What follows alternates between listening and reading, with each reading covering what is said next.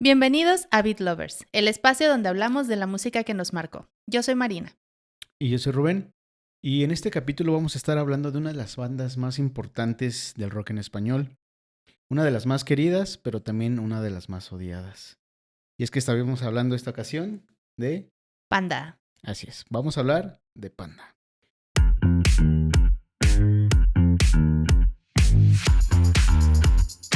De hecho, los vamos a llevar por la historia completa de la banda, su discografía y al final vamos a meternos de lleno a una polémica que durante años dividió la escena emo en Latinoamérica. Así que antes de arrancar, coméntanos aquí abajo, ¿eres Team Panda o eres Team My Chemical Romance? Y es que no solo se trata de My Chemical Romance, realmente tiene que ver con muchas otras bandas. Pero ya estaremos hablando de eso porque se les acusó de plagio por mucho tiempo. Llegó a ser una banda muy amada, pero también llegó a ser una banda muy repudiada. Así que vamos a hablar acerca de eso. Y antes de comenzar, si vieron el capítulo anterior, ustedes ya saben de qué team soy yo, pero ya llegaremos a eso. Quédense hasta el final porque es donde se va a poner lo bueno. ¿Quién fue Panda? Bueno, realmente Panda fue una banda que nació en Monterrey en 1996. Este es un buen primer punto para mencionar cómo es que incluso nacieron antes que My Chemical Romance, por lo que nunca para nada fue una copia ni trataron de hacerlo. ¿Quieres que entremos en debate en este momento? No en este momento, pero es un dato relevante. Digo, nada más digo. Así Ok, que, de hecho, sí me parece interesante que es una banda mexicana y ellos fueron de hecho parte de un movimiento que se le conocía como Avanzada Regia, que fue una escena de bandas independientes precisamente en Monterrey, que fue semillero del rock alternativo mexicano. José Madero, Pepe en la voz, guitarra rítmica José Garza Ongui en la guitarra líder, y aquí hubo un cambio, pero de ese hablaremos más adelante. Ricardo Treviño, Ricky en el bajo y David Castillo, Chunky en batería. Igual aquí hubo un cambio porque solo duró poquito. En 1997 lo reemplazó Jorge Vázquez Cross. Así que él venía de una banda que se llama Super Asfalto y bueno, él continuaría hasta el final de la banda. Algo que me llama mucho la atención de los integrantes de esta banda es que todos tienen una carrera profesional. En el caso de José Madero, él es licenciado en Derecho, se graduó a los 22 años del TEC de Monterrey, que ya también habla ahí un poco de las posibilidades, ¿no? Y las oportunidades que tuvo esta banda. Pero bueno, llegó a trabajar en un despacho de abogados antes de un evento muy importante del que vamos a hablar ahorita. Y luego tenemos a Ricky Treviño, que él, como bien mencionaste, estaba en el bajo, él es arquitecto, entonces sin duda esta carrera que él estudió pues le daba una visión un poco más artística, ¿no? Eh, en tercer lugar tenemos a Arturo Peya Redondo, que es la guitarra principal y él es licenciado en Mercadotecnia.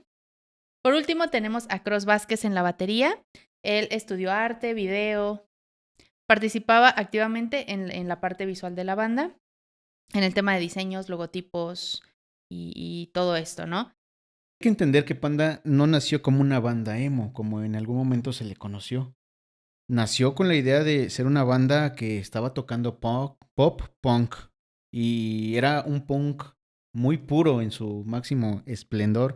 Tenía influencias de bandas de aquel entonces, por ejemplo, Green Day, Blink, The Offspring, entre otras. Así que para nada tenía que ver con el emo que después se le relacionó. Y claro, sus letras, su música tenía que ver con humor, canciones de adolescencia, jóvenes, novias, desastre, todo lo que se vivía aquel entonces en Monterrey y en general por la edad que tenían. Así que, bueno, también es otro punto donde se aclara que no fue pensada como una banda emo, pero fue parte del movimiento que en los 2000.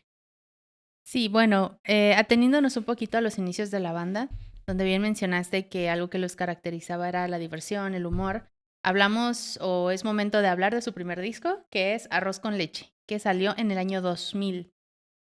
Y de hecho, este disco salió con un sello independiente que se llamaba Mobile Records. Y esto es algo clave porque My Chemical Romance no existía todavía, que es algo que ya mencionaste, ¿no? Se formarían hasta 2001 en Nueva Jersey. Y pues por lo tanto no tenían de dónde inspirarse todavía, ¿no? Bueno, Panda ya estaba tocando, ya había lanzado demos, ya tenía como que una identidad antes de que el movimiento emo explotara.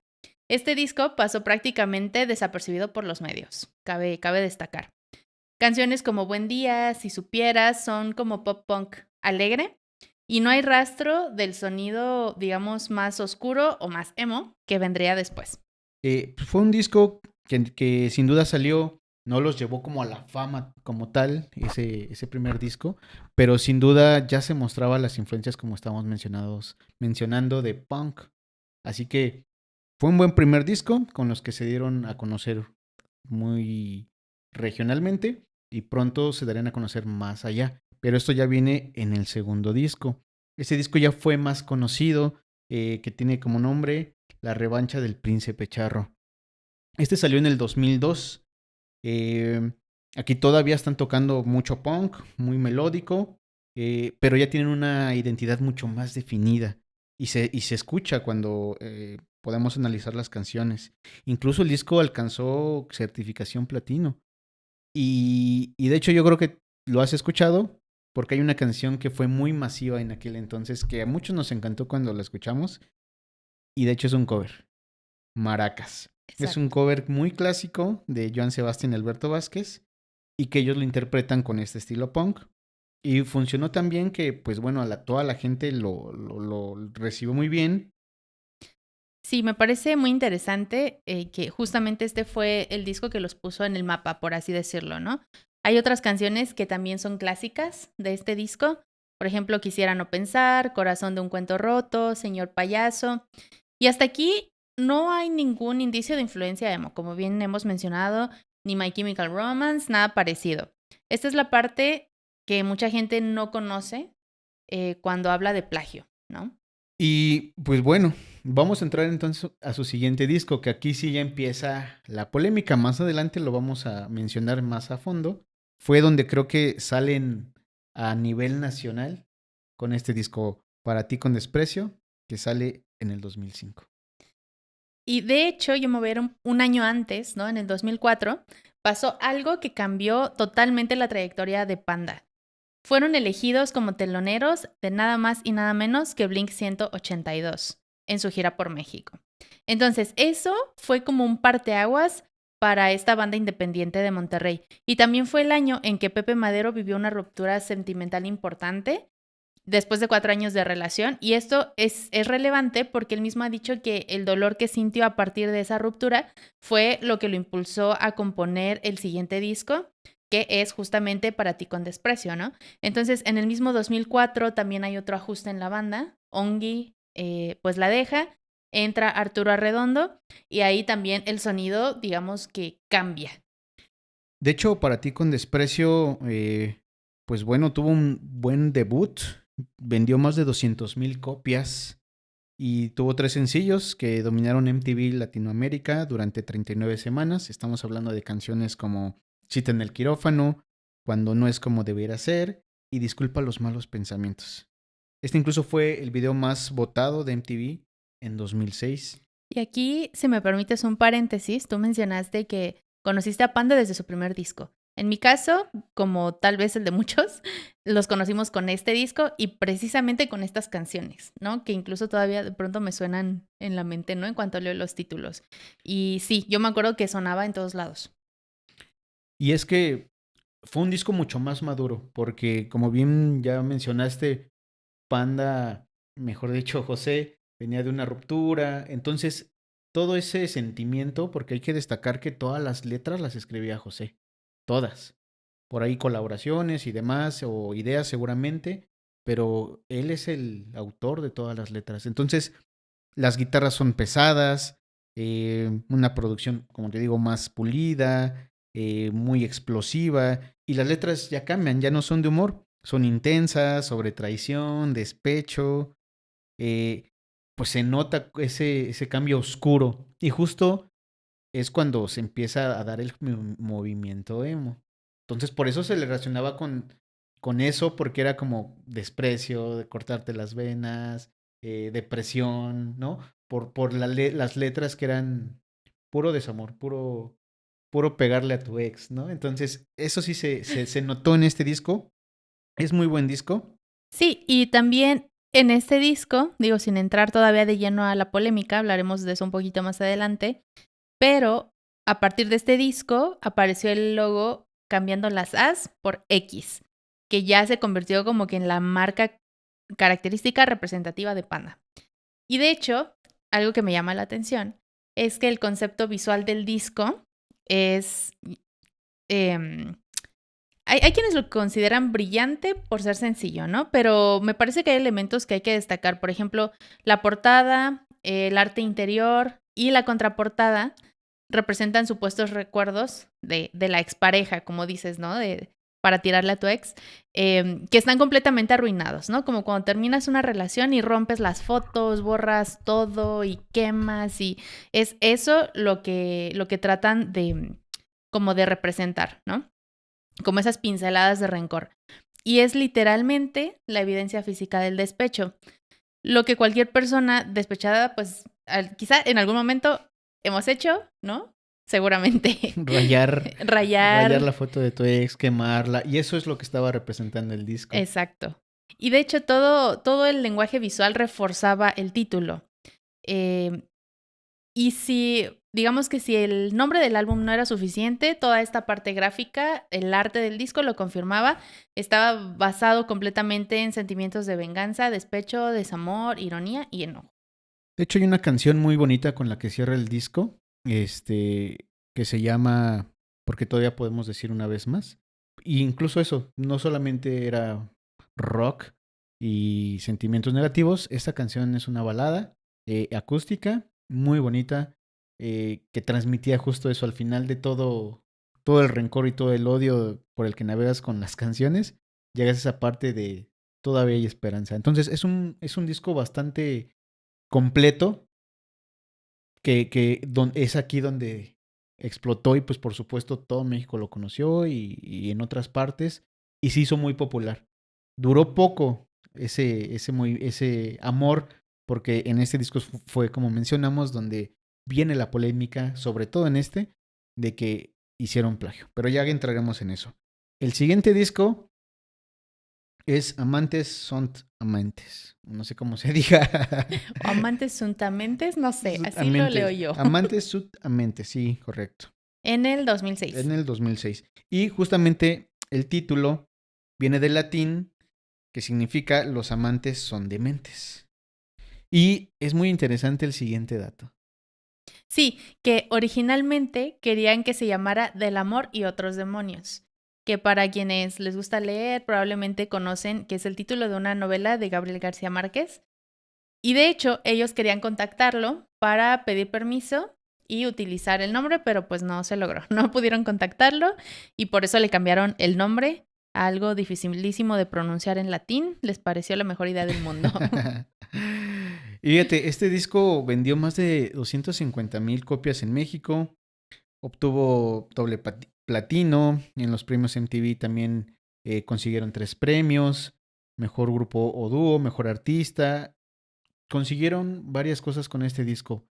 Personalmente, para mí, es el mejor disco. Bueno, ahorita ya lo mencionaremos, pero trae canciones que todos aquí conocemos y con las que todos nos identificamos. Tan solo narcisista por excelencia. La tienes en mente, seguramente. Sí, claro. De hecho, sí, creo que es una canción que relata una situación por la que muchas personas han pasado o pasamos alguna vez, Claro. que es una persona, o en este caso un chico, que está dispuesto a cambiar su esencia para conquistar a alguien. No lo hagan, no lo intenten en casa, pero de eso trata esa canción, ¿no? Y luego tenemos también Los malaventurados no lloran, que también es una de las más representativas de ese disco, al menos de las que yo más me acuerdo. Sí, no, definitivamente creo que Los Malaventurados, híjole, es una canción dura porque incluso el videoclip pues y la letra como tal relatan sobre una persona que llora una pérdida de un ser querido. Y es profundo, ¿no? Porque hay fracciones en la letra donde dice, si tengo la oportunidad te voy a alcanzar, ¿no? Las cosas aquí están mal, van mal y te extraño. Entonces es una canción bastante llegadora y el video, como menciono, también es muy bonito, transmite mucha emoción. Y esa es tan solo una de las canciones que más representan este disco. Pero también hay otra que se llama So Violento, So Macabro. Fue inspirada en los desvivimientos de cumbres ocurridos en Monterrey poco antes del lanzamiento. Entonces, es un disco bastante bueno. Eh, Trae también como una canción que se llama Ah, pero cómo vendo cassettes, que es como una ironía y como una respuesta a los haters, ¿no? De que pueden hablar de mí, pero yo sigo vendiendo cassettes, yo sigo teniendo fama. Me hacen más fuerte realmente todas las críticas. Fue como su forma de decir, tu envidia alimenta mi ego. Exactamente. Y de hecho sí, algo así también incluso creo que dice la letra. No, la verdad es que para mí, este disco es mi preferido, el mejor de todos, es el que más me ha llegado. Y de hecho, si pudieron observar brevemente. Sí, hay una canción de este disco que para nosotros merece una mención especial. De hecho, por ahí publicamos el short, tanto aquí en esta red social como en otra red social, que es Atractivo encontramos en lo más repugnante, que es probablemente la más completa del disco en términos musicales. Si nos quieres hablar un poquito de esa canción. Sí, sí, pensamos que es la más completa porque tiene varias capas. De hecho, yo para grabarla tuve que grabar 3 guitarras diferentes, el bajo, o por supuesto la batería y incluir la voz, pero me parece la más bonita de todas porque justo trae tipo diálogos entre guitarras que se van respondiendo, trae algunos armónicos que suenan padrísimo y que conseguí hacerlo y se escuchan muy bien, pero por lo mismo de que la construcción de la canción es muy bonita en términos de arreglos. Entonces, es una de mis canciones preferidas de Panda, sin duda, sin duda. Tenía muchas ganas de tocar esa, aunque no todos la conocen, pero de verdad que vale la pena mucho esta canción.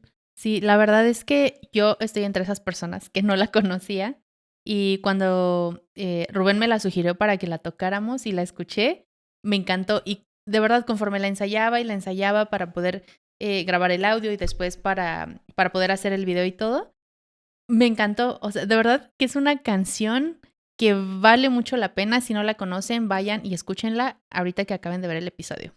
Ahora, también de este mismo disco, la canción Procedimientos para llegar a un común acuerdo. Esa canción también la sacamos, vayan a verla, también lo subimos como short. Pues bueno, habla aquí de encuentros casuales. Muy bonita canción, también por el tema del bajo, los arreglos que tiene, la cadencia en batería y demás. Nos pareció interesante y es una de las también más conocidas de ellos. Sí, y me parece que, digo, hablando particularmente de José Madero, a mí me parece que es como muy rimbombante en sus letras, ¿no? Como que de una manera muy compleja habla de cosas como tener un encuentro casual, ¿no? Eso a mí la verdad me divierte incluso esa canción en particular y también creo que es de las más conocidas. Habiendo dicho esto, llegamos al Poetics 2009. Este disco es el más ambicioso. Es un álbum conceptual doble con 10 canciones en cada acto, o sea, 20 en total. Y la temática gira en torno a los 7 pecados capitales y a la autodestrucción humana, que me parece interesante. Y más interesante todavía saber cómo se grabó. Cada uno de los miembros estaba en un país diferente. José Madero escribió letras y guitarra en Estados Unidos y fue enviando las partes a los demás para que grabaran desde donde estuvieran. Ya en el estudio El Cielo en Monterrey juntaron todo.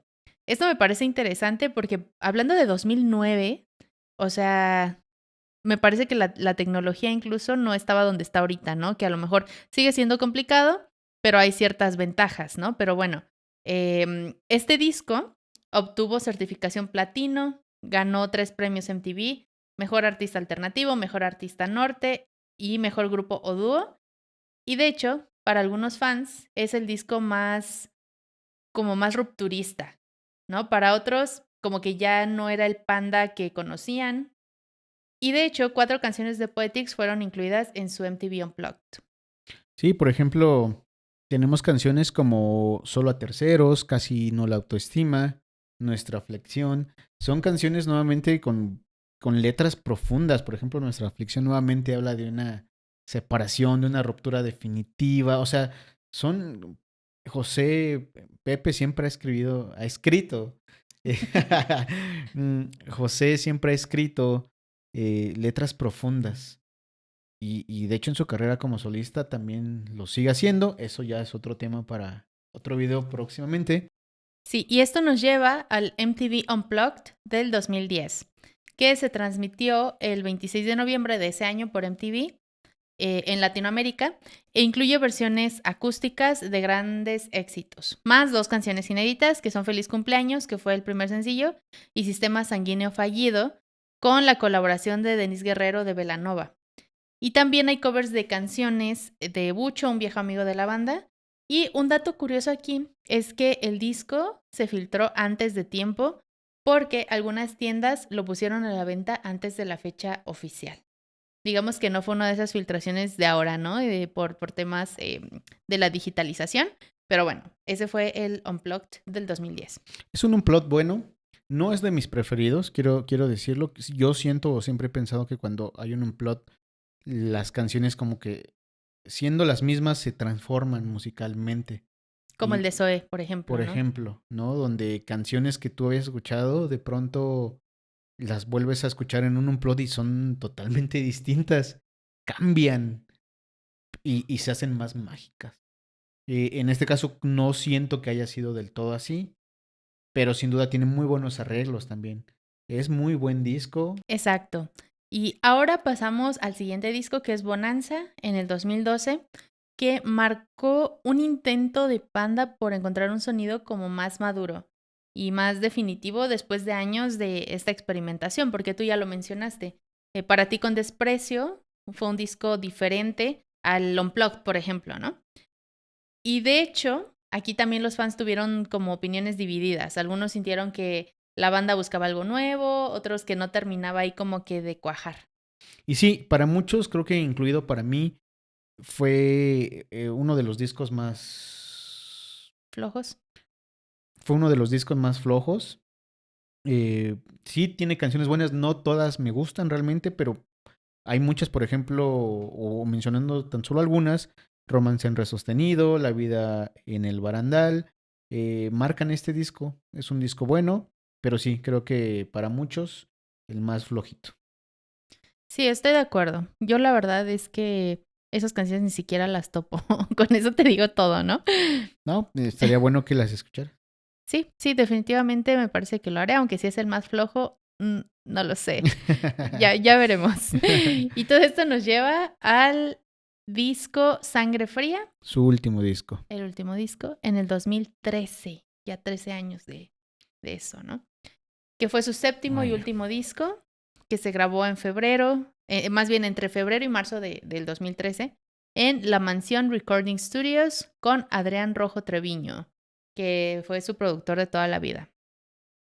Fue el primer disco que se editó por Universal Music México y a solo 3 días de su lanzamiento ya tenía certificación de oro y platino. La verdad es que sí está bastante impresionante estos datos. Incluía 14 canciones, un DVD con material de estudio y del Bonanza Tour, y también hubo una campaña con Pepsi donde lo podías descargar gratis. De hecho, también muchos fans consideran que era como un viaje por todos los sonidos que la banda había manejado a lo largo de su carrera. Y sí, fue como un cierre, aunque en ese momento no se sabía que era el último. Es un buen disco, es un buen disco. La gira Sangre Fría terminó en Mexicali 2015 y luego de ahí ya vino la gira Panda celebrando los 15 años de Arroz con Leche y finalmente la gira de despedida hasta el final, que cerró el 28 de febrero del 2016 en la Arena Ciudad de México, con orquesta y mucha producción, todo muy padre. Anterior a esto, ya ellos en 2015 habían anunciado que esto sería el fin y tomarían un descanso indefinido. Y así fue. A la fecha, lamentablemente no hemos tenido más de ellos. Pepe siguió con carrera de solista, que ya hablaremos de ello porque merece mucho la pena hablar de él. Y lo interesante es que Arturo, Ricky Cross formaron en 2018 una banda llamada Desierto Drive, con la que siguen activos actualmente, todavía siguen tocando ellos juntos, pero lamentablemente hasta aquí llega, digamos, su historia como Panda, que yo sinceramente espero volverlos a ver. Por ahí hay algunas polémicas de que Chapulín, de que ahí hubo temas. Yo no sé, escuché algunas cosas, no puedo asegurar ni negar nada, pero espero yo que realmente regresen. Es una banda que Oye, todos amamos. pero cuéntanos así, breve, el chismecito.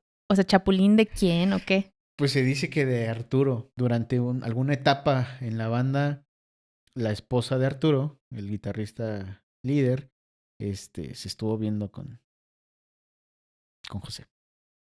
Tras. No sé si sea verdad, o sea, es parte de lo que suena, Bueno, pero, o sea, sí es una situación complicada de ser cierta. Por ahí salió incluso un Twitter, no me acuerdo si de Cross o de alguien apoyando a Arturo, o sea, como que alimentando más esta parte de ¿será cierto? ¿Pasó realmente? Ojalá que no, porque es algo que de pronto difícil de sanar. Y lo digo por nosotros como fans de que queremos ver otra vez a Panda. Imagínate lo que sería increíble ahora verlos en un estadio GNP, ¿no? Claro que estaríamos ahí gritando sus canciones y finalmente ojalá y las cosas no sean tan graves para que los fans sobre todo podamos disfrutar de esta música de Panda que sí marcó una generación. y pues mira, yo solo voy a decir una cosa, y es que me parece sospechoso que que 3 de 4 hicieran una banda y esta banda no incluía a Pepe Madero. Es todo lo No, que voy a no, decir. pero fue porque justamente él inició su carrera como solista. Él les pidió y le dijo, bueno, vamos a descansar. Sobre todo él tenía ya ganas de hacer algo más independiente y así fue. No se sabía todo el éxito que iba a tener porque acaba de llenar un GNP, el estadio GNP. Bueno, un Foro Sol para los cuates. Lo acaba de llenar.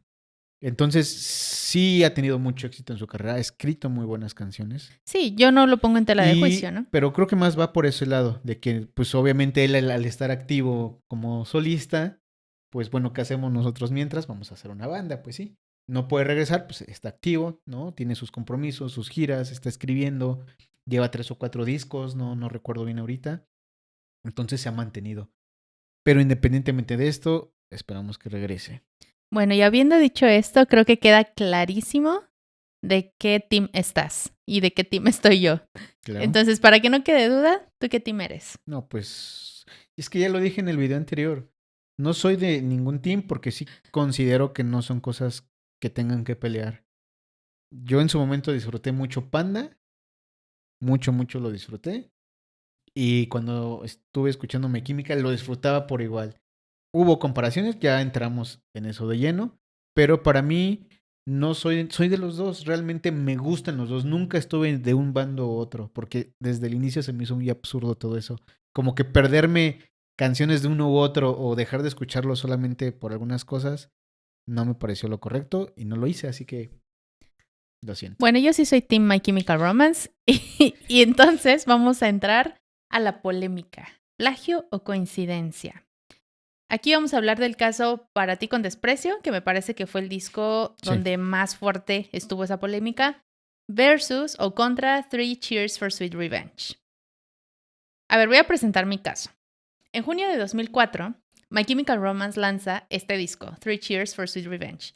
Es un disco, como ya sabemos, emo, oscuro, con temáticas de venganza, muerte, romance trágico, que explota a nivel mundial.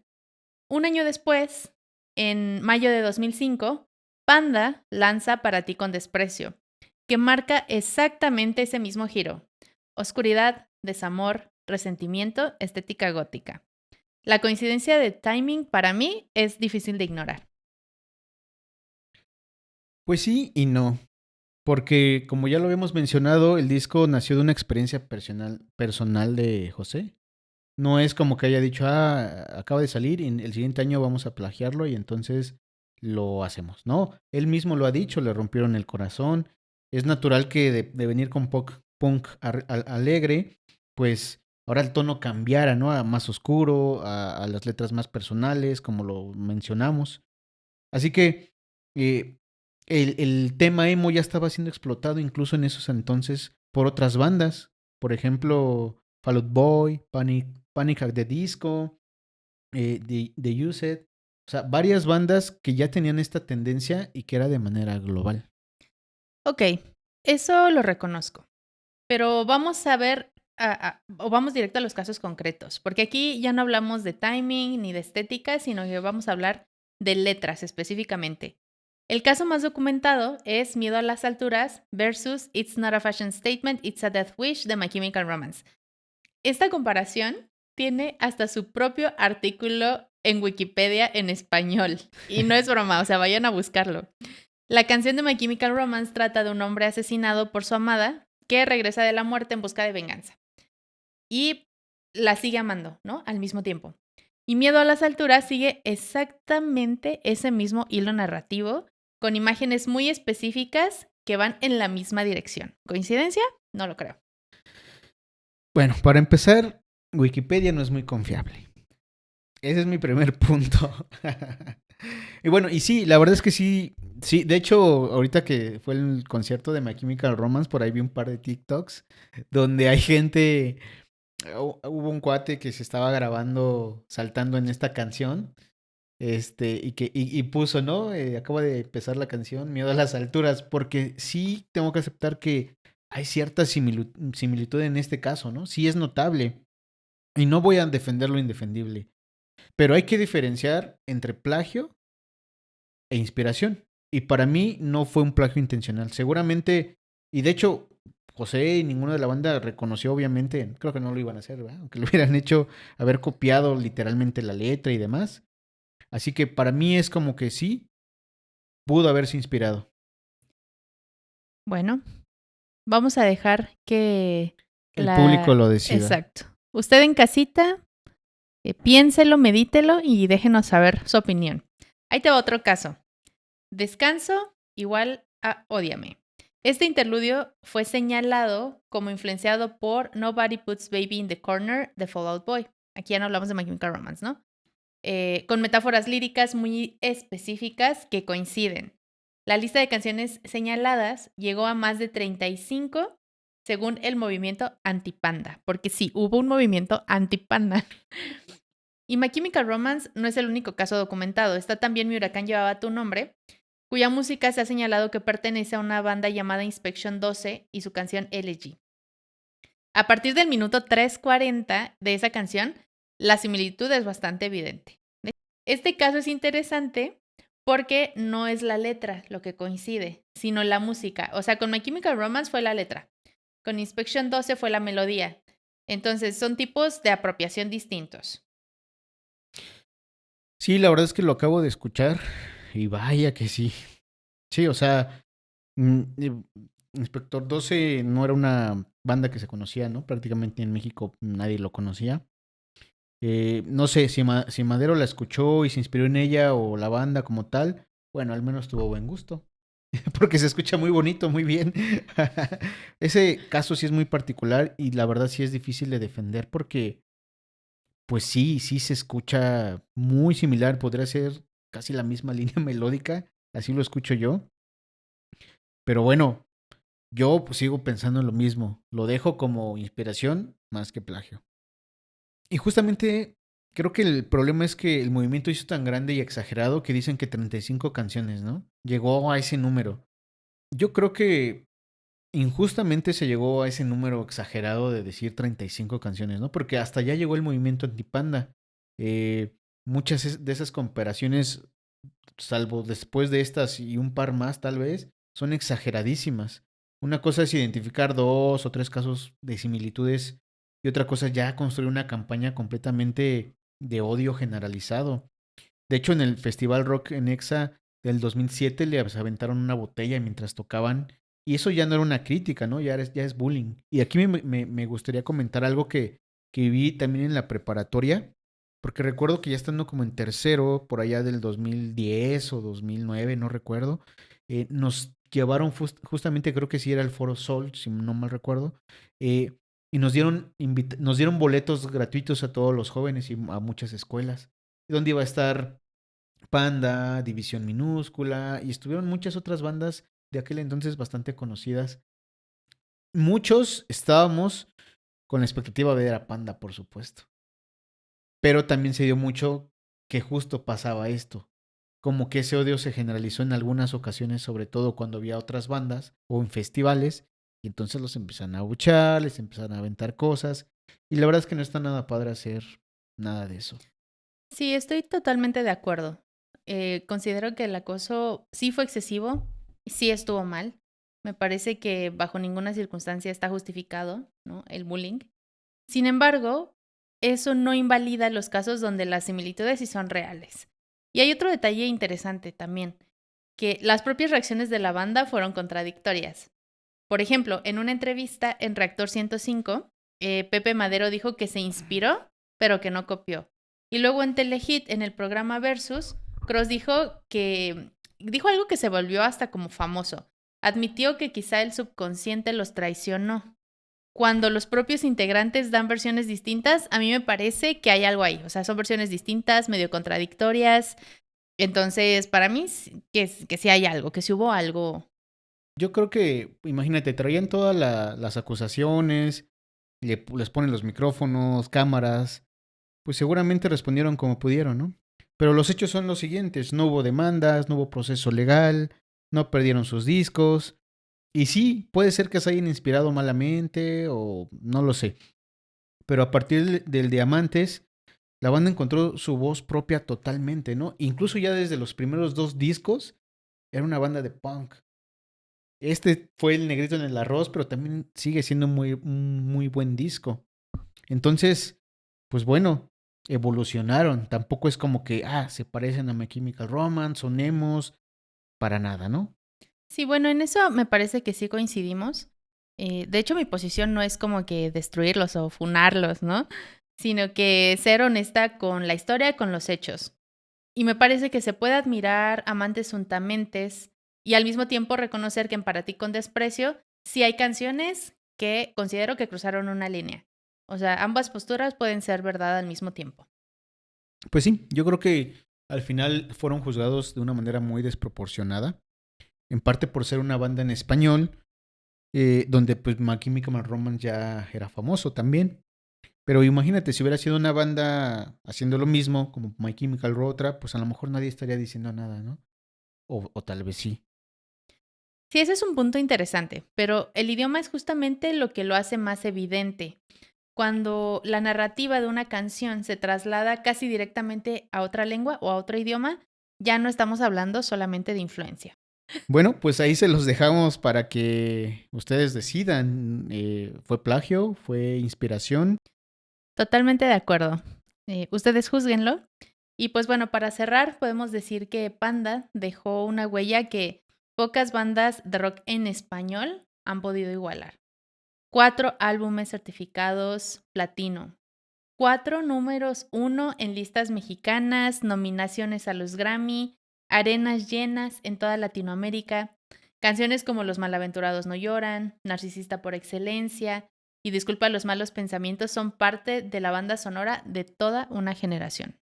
Sí, como lo mencionamos al inicio, fue una banda que polarizó porque empezó tocando covers de Green Day, terminó grabando álbumes dobles con conceptuales, hablando sobre los 7 pecados, una banda aplaudida, abuchada en el mismo escenario, pero una banda que nunca se rindió, nunca bajó la cabeza y que siguieron adelante. Así que creo que sí es una banda muy importante en el rock mexicano, hasta la fecha recordada y que, como mencionábamos, queremos, ojalá, de verdad que puedan arreglar sus cosas, que realmente regresen porque sería algo que todos y muchos esperamos para volver a ver a José y a Cross y a Ricardo y a todos los integrantes juntos de nuevo tocar. Y la pregunta que les dejamos a ustedes es la misma que la gente lleva 20 años preguntándose. ¿Panda fue una copia oportunista de My Chemical Romance o fue una banda que creció en el mismo momento que el emo y fue juzgada más duramente que cualquier otra por hacerlo en español? Muchas gracias por ver Beat Lovers. Si les gustó este episodio, le den like, que le piquen a la campanita, nos ayuda muchísimo. Suscríbanse si quieren más contenido como este y nos vemos en el próximo episodio. Bye.